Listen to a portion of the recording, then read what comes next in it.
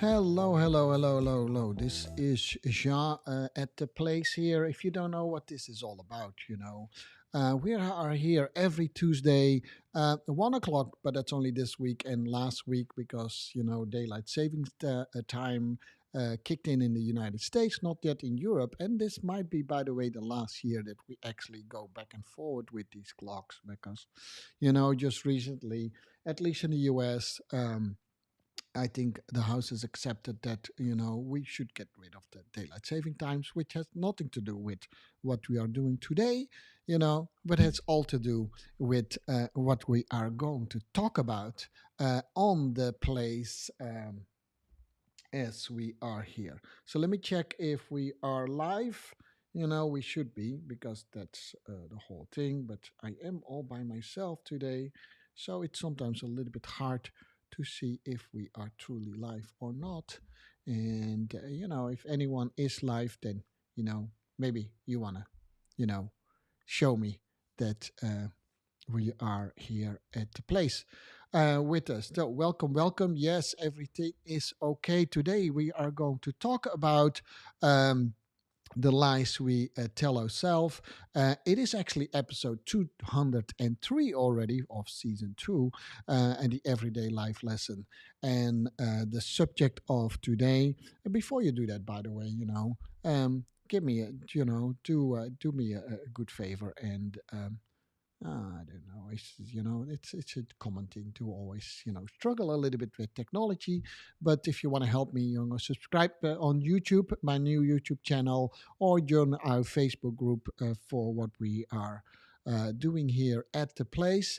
The lies we tell ourselves, right? It's episode 203 of Tell, as I told you, and this falls mainly under the mental life energy. There are actually five life energies, and these are a physical energy, and I think most of you know how this goes, right? And let's go walk a little bit through them and see if we can remember them, right? If we start at the green one, this is our physical energy. We have what we call our mental energy, which is the topic of today.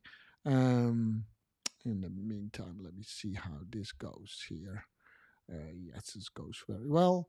And that's in blue. We have creative energy, and that's not only about having to do with art and creating stuff, but also our relationships. It's a while ago since we talked about that one. Manifestation energy, actually, we have done a few times the last couple of months.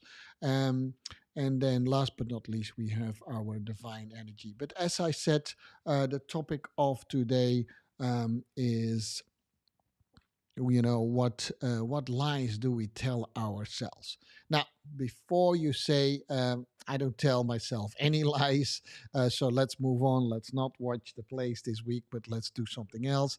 Just stick around for about 30 minutes and maybe you see there is a little bit more truth in this statement, the lies we tell ourselves than you think, right?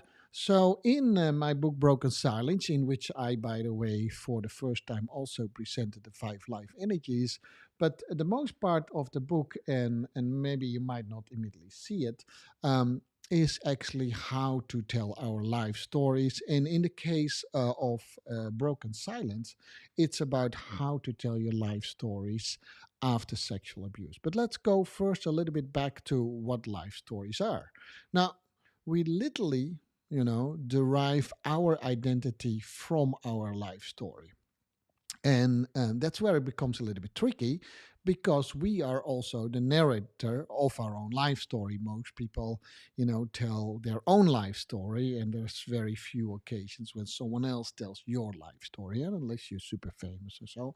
Um, Memory on itself is the foundation of our story. What do we remember and what do we choose to tell, right? Now, research has shown us that that our memory system is actually highly inaccurate. Now, you might think like that is not true. There's actually overwhelming proof actually that the memory that we have is actually not so good as most people think that it is, right? Just only think about the arguments that you sometimes have, silly arguments, right? Whether a car that just passed by, whether it was black or red, and the things, whether it was yesterday or the day before. Sometimes you can't even remember what you ate for breakfast on the same day, or whether the traffic lights were on red or orange, or you know we say in the US we say yellow. So we don't know all these things. Memory is very selective, and for good reasons. Otherwise, we would be overwhelmed.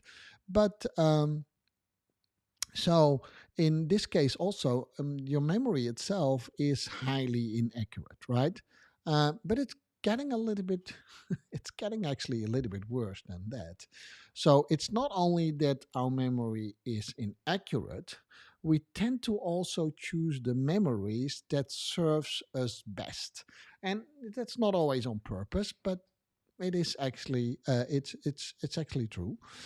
So you could say we remember with an agenda. We all have, I call it, and it's a little bit ugly. We all have an self-serving, egocentric bias. So we actually remember things a little bit better if those memories actually serve us. Yeah. And then on top of that, we can also not fully trust our memory. So that's a little bit trickier. So this is called known as the Lake Wobegon effect, and I never listened to that radio show, but there apparently was a radio show where the men were really good, and the women were really good, and the kids were above average, and that's what's called known in psychology known as the Wobegon effect, or Wobegon effect. I'm not sure how you pronounce this. Also known as the illusory superiority or the above average effect, and there are a couple of other names that does that too.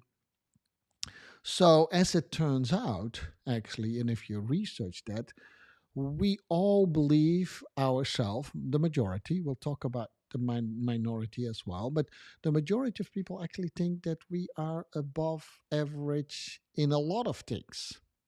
We truly believe that. Now, some of you who maybe suffer a little bit from insecurity or other things might say, no, no, no, that's not true.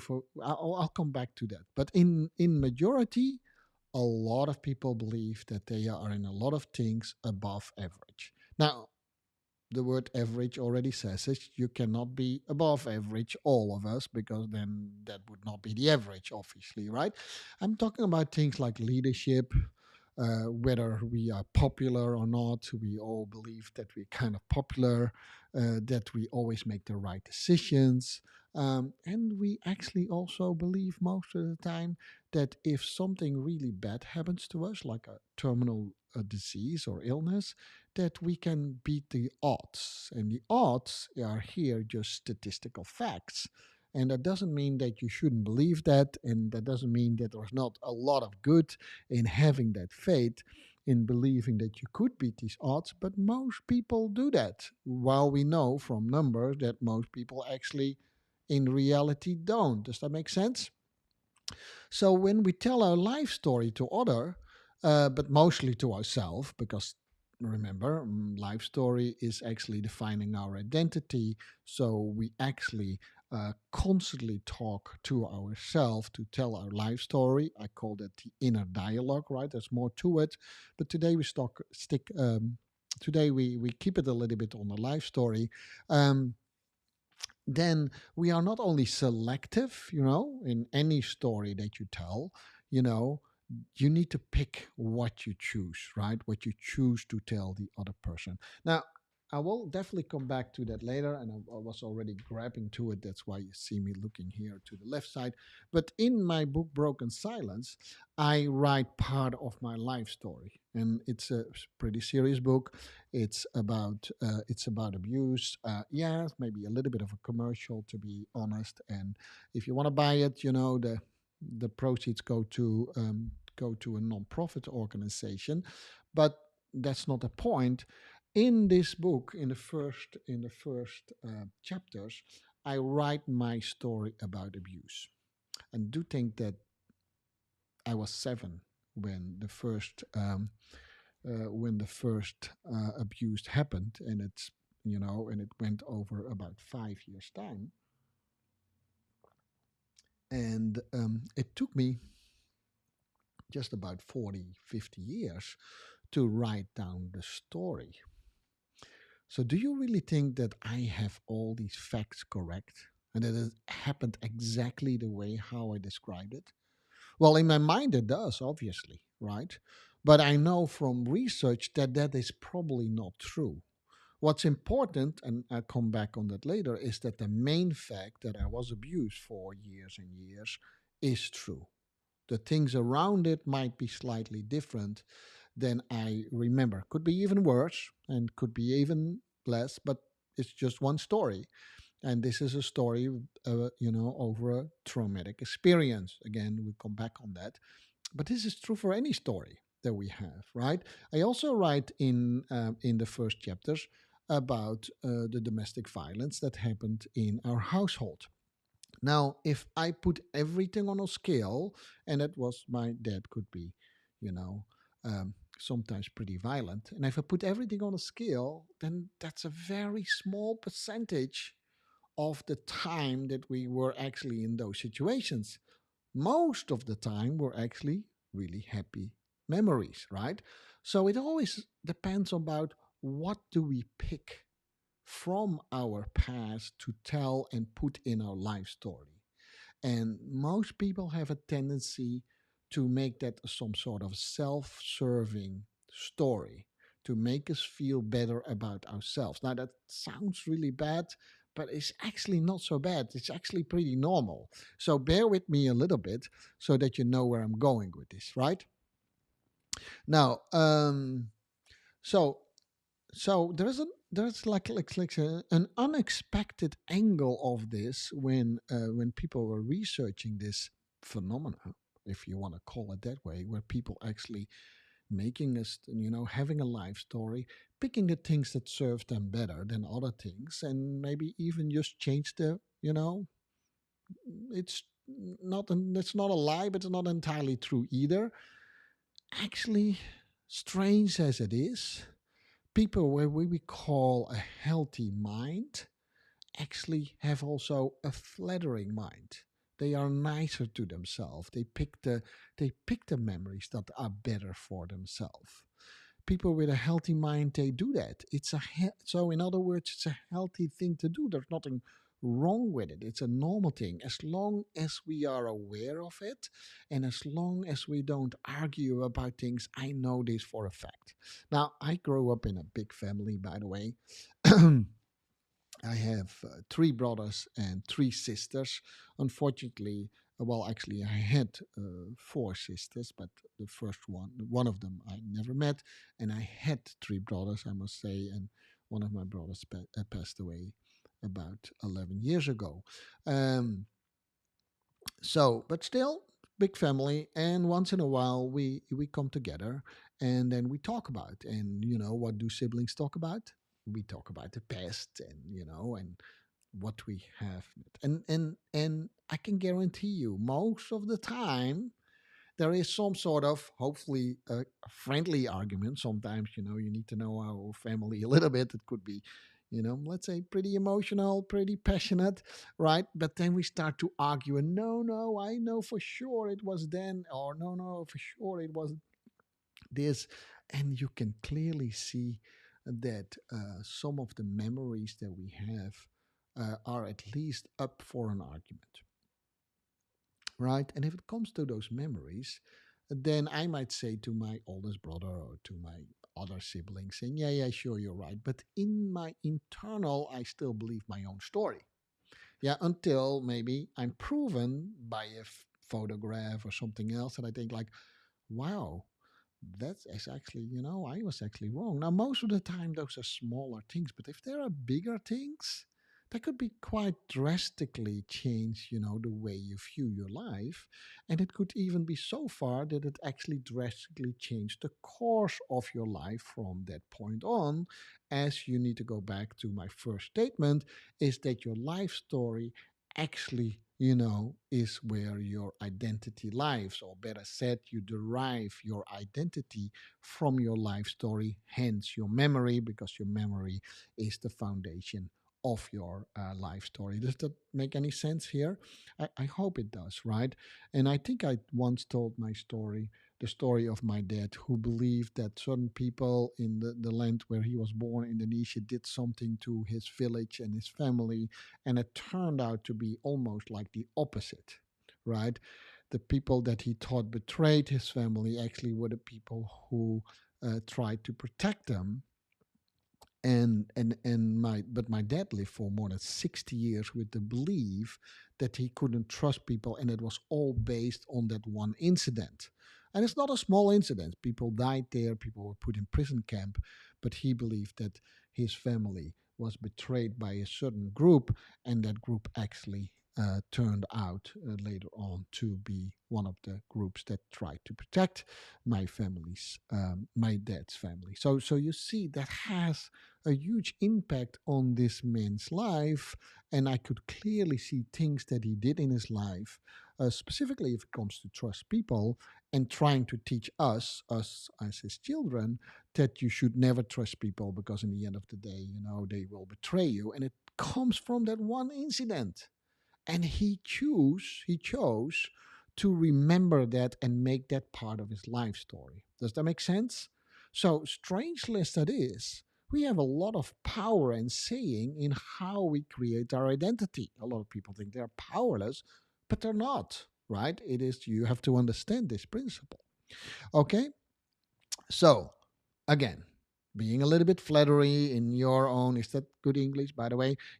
Have think a little bit more positive about you than you maybe are, and above average is actually a healthy thing. It keeps you way more happy and positive, right? On the flip side, on the flip side, and I'll come back to that again. Maybe I said it too often this time that I come back to that again. Is that okay? On the flip side, if you really are realistic and see everything maybe for what they are, hence the word, I'm a realist coming in, tend to be quicker, more depressed too.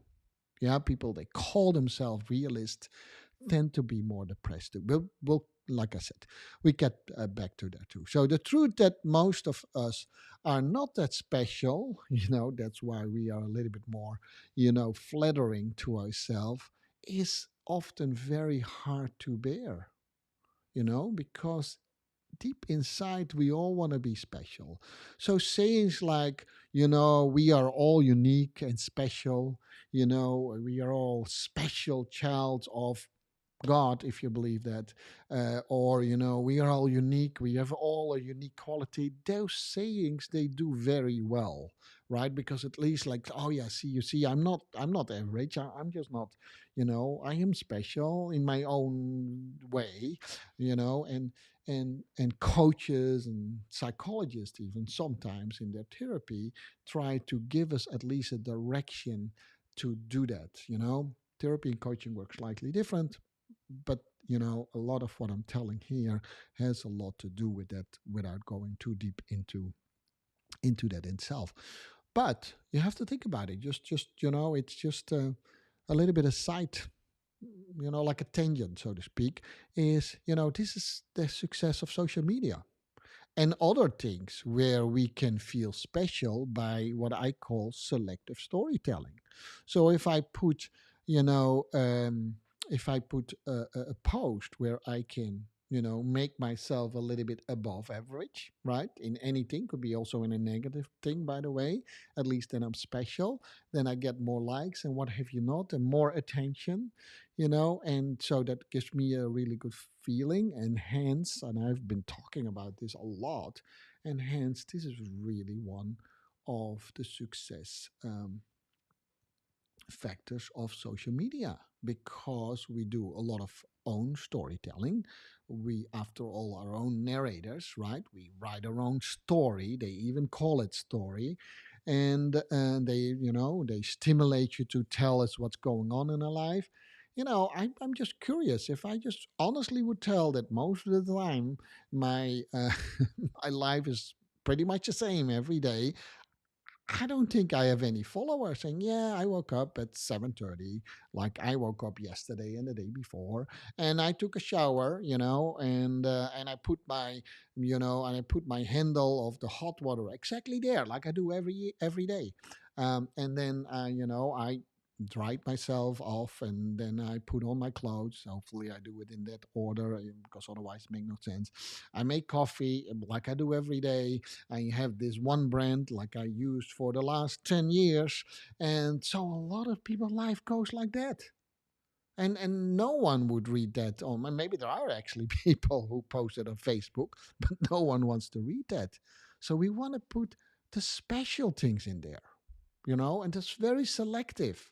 So there we select the things that serve our ego, and that sounds maybe really bad, but you can actually feel right now that it is actually true as well.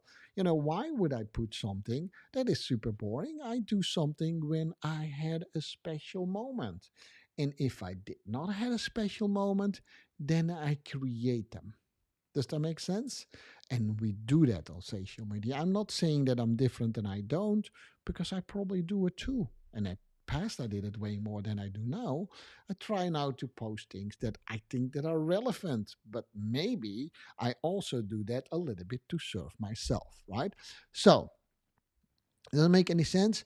Again, if you believe that you're not one of those, then actually you prove that I'm actually right. Because if you believe that you're not one of those people who tell themselves stories that are not entirely accurate, then you actually put yourself above the average, which actually proof that I said is we all like to be above average, right?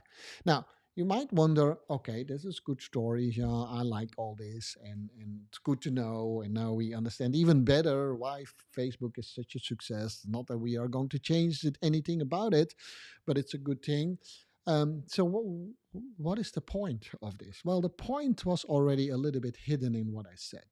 So if our identity is derived from the stories we tell, and the foundation of all that is memory, and we know that our memory is selective and often also wrong, then maybe we want to spend a little bit more time in what memories we pick in our story, right? And also do a little bit more some fact finding, and maybe we can also, like the story of my dad, maybe alter things from things that we so believed that we were right in. Like my dad, he was not be able for years and years to convinced that you should trust people, right? Most of the time, if you want to have a little bit of a healthy mind, you could not convince him of that until he changed his story.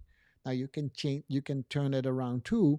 Maybe you need to change your story first, and then maybe your life takes another direction, right? Often we have so many memories that it becomes almost a choice.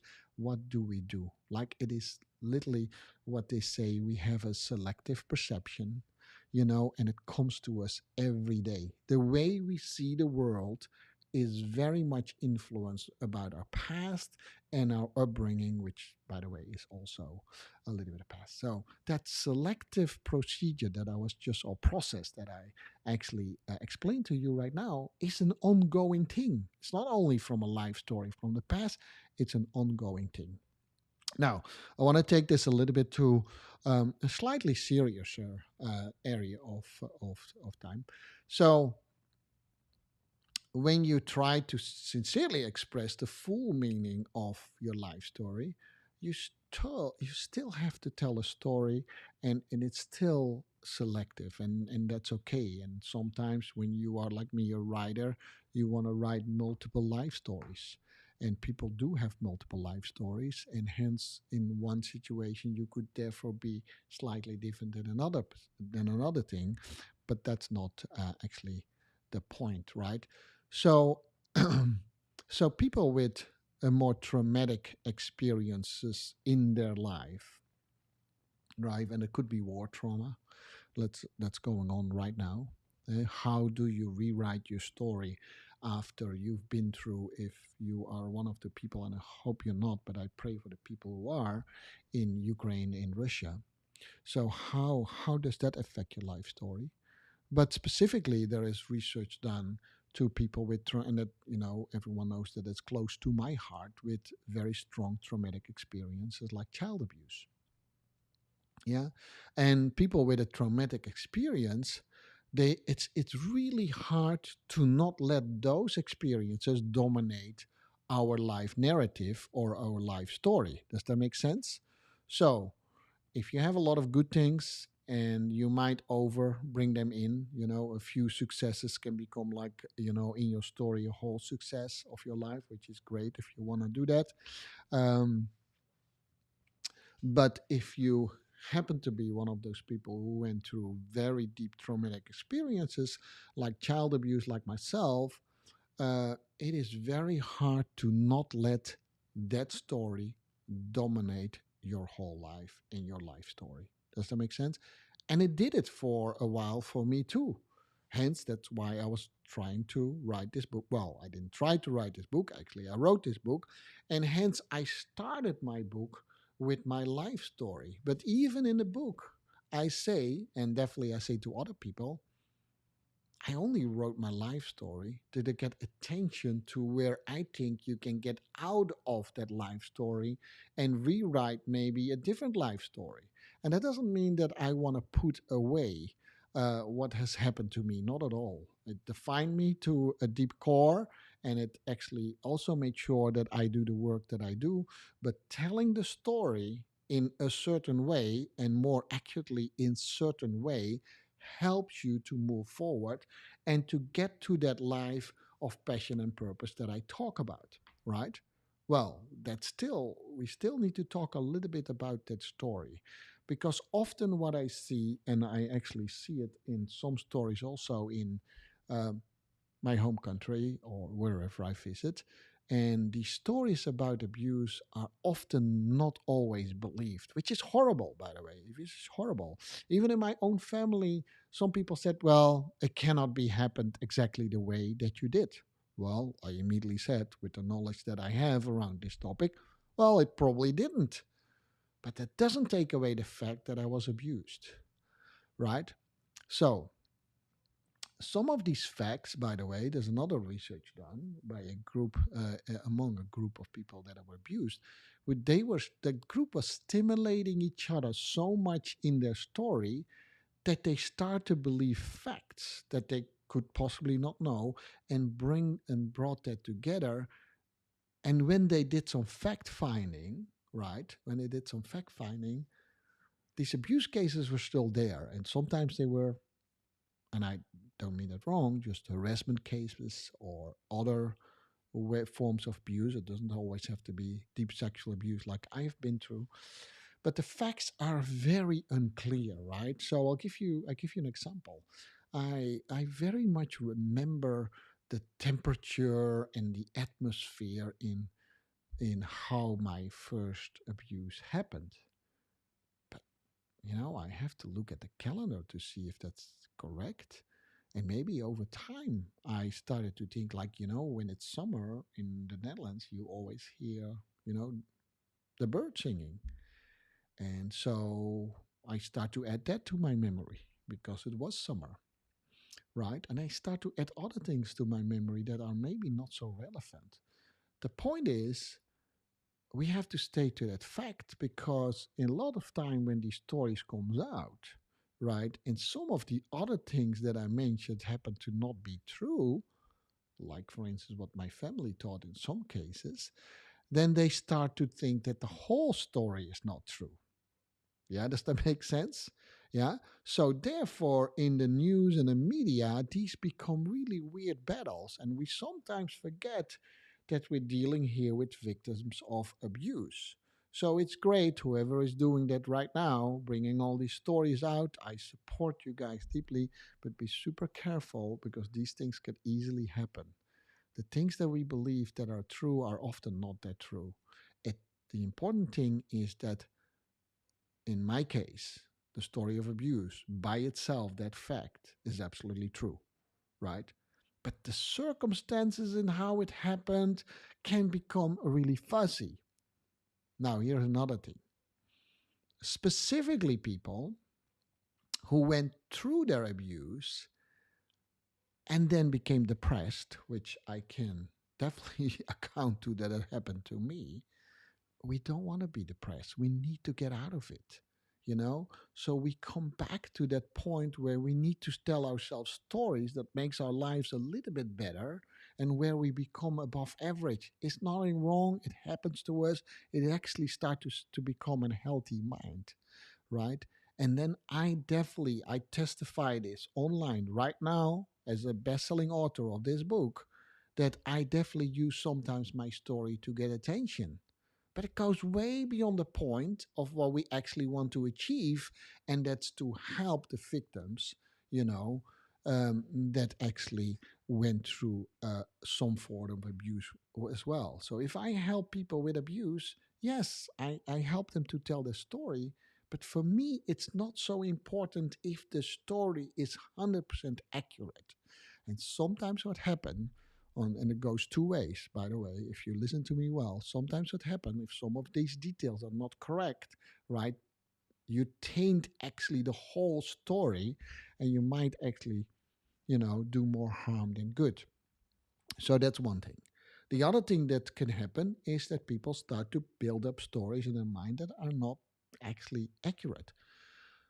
What more often happen actually is that victims sometimes take a narrative that is also not true. In my case, I can definitely tell you that is that I have to reframe my story, and you can see how this applies to you and your life to really get out of that blaming and shaming feeling that we often have when we are abused. And sometimes that is also true in other traumatic experiences. So, in my case, whether that's still true or not, so let's keep it a little bit light. But when I was a kid, I was a cute looking kid, and I had a soft skin, and I got sick of people who wanted to touch me and saying I was a cute looking kid. You have to imagine, like, I grew up in a pure white society, and there were not a lot of people like with a little bit more exotic look in that. If you really think about it, I went to a school with 2,000 kids where there were only three with a different ethnic background, and I never had really bad experiences with that, to be honest. Just a few. Mostly I had really good experiences with it. I had a lot of attention from other people, because I looked different. And it was also true when I was young and I was little, and that had attraction to people, and it had too much attraction to one of my uncles.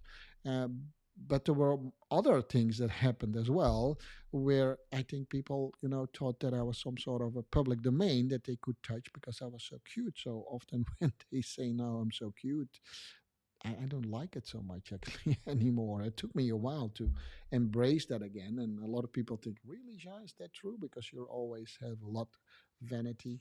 Well, it was a little bit a way for me to do that, but in that self, I discovered actually quite recently whether it's entirely true or not is not the point. This is what I'm saying. I started to believe my own story that maybe partly as a 7-year-old kid, I was also to blame for my own abuse because I was, after all, cute looking and attractive. So, how could he not be attracted to me? It became some sort of a weird story in my mind. Does that make any sense? I have to reframe that story. Now, I'm only asking to you, what is the story that you tell yourself? What is the negative story that you tell yourself in which you are, in one hand, even special, but you have to reframe it to get not only healthy mind, but maybe push your life in a completely different direction? And it's a lifelong search, by the way, to reframe that. A good psychologist could help you with that. Trained coaches like myself. It's a slightly different angle, and they probably come in at a slightly different moment. We can talk about that as well. When do you go to therapy? When do you go to coaching? Um, by the way, I did an interview with Dawn Truell. If you're listening, Dawn, then we should get together again and do that again. What's the difference between therapy and coaching? But a lot what we do is reframing story, right? So, in conclusion, to tell your story, your life story is something you cannot escape. We all do it. Actually, that's our identity is based from it. it's a trickery process. I only looked at the memory and how selective we are, what memories we take. The memory is not accurate, and it's very selective, right? So to a large extent, it's our choice. When you go through traumatic experiences, it becomes less of your choice. You still have the choice, but it's really hard to not pick only the bad things out of your life and put that in your life story. And since your memory is wrong, and since your belief system is wrong, you can also assume the wrong things about what happened to you. Like in my case, very secretly deep inside, I still believe that I was partly also to blame of my own abuse. I would say it right now, I was 7 years, for crying out loud. There is nothing to blame. But I believed it for a long time because it became my narrative. And it takes a while, and it takes sometimes therapy or other forms so that you can reframe that story. Now, my partner and I, we started a nonprofit organization called a dance movement to stop sexual abuse. We soon will actually change that name into Broken Silence because of the title of my book. And maybe the single one most important thing that we try to help people with is actually how to tell the story. And it's not about is the story entirely true, but is it a story that helps you to put your life in the direction that you want, right? All right, so that was that, and that all that's the title, what are the lies that we tell ourselves, right? It's just a little bit, to see if that's maybe more attractive title or not. I hope you had a good time listening to this. If this is the first time that you listen to the place, next week, if you're in the US, it will be again on 12 p.m. Central Time. For Europe, we'll stay at the same time, 7 o'clock. As I said in the beginning, this might be the last time that we are juggling with this whole, daylight saving time, or in Europe, often it's called summertime. Um, if you haven't done it so yet, please do show other hand, subscribe to my YouTube channel, or join one of our Facebook group. That would be highly appreciated, of course, right? And with that, I want to say, it was a pleasure to talk to you as always. Hope to see you back next week here at the place.